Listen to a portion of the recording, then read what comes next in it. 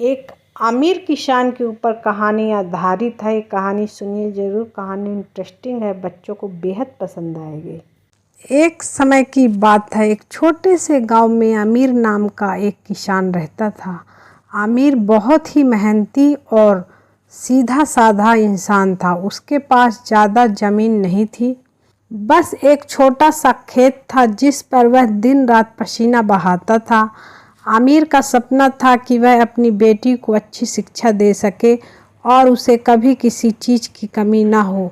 हर सुबह सूरज उगने से पहले वह अपने खेत पहुंच जाता और देर शाम तक काम करता। कभी कभी फसल अच्छी होती तो कभी मौसम की मार झेलनी पड़ती, लेकिन आमिर ने कभी हार नहीं मानी। वह हमेशा मुस्कुराता रहता और भगवान पर भरोसा रखता था। गांव में एक साहूकार था जो किसानों को ऊंचे ब्याज पर कर्ज देता था। कई किसान उसके जाल में फंस चुके थे, लेकिन आमिर हमेशा अपनी मेहनत और समझदारी से दूर रहा। वह अपनी बचत का ध्यान रखता और ज़रूरत पड़ने पर ही बहुत सोच समझ कर खर्च करता था। एक साल गांव में भयंकर सूखा पड़ा। फसलें सूखने लगीं और किसानों के चेहरे पर चिंता की लकीरें गहरी होती गईं। आमिर का खेत भी मुरझाने लगा। उसे अपनी बेटी के भविष्य की चिंता सताने लगी।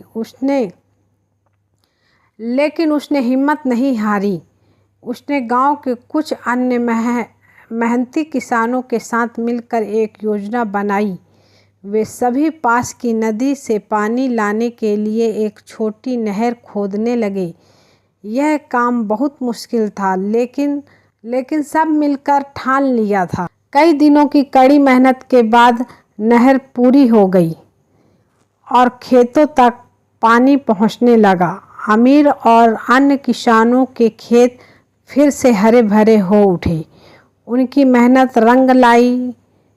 उस साल भी आमिर की फसल अच्छी हुई। आमिर ने अपनी बेटी को शहर भेजकर अच्छी शिक्षा दिलवाई। उसकी बेटी पढ़ लिख कर एक बड़ी अधिकारी बनी और उसने अपने पिता का नाम रोशन किया।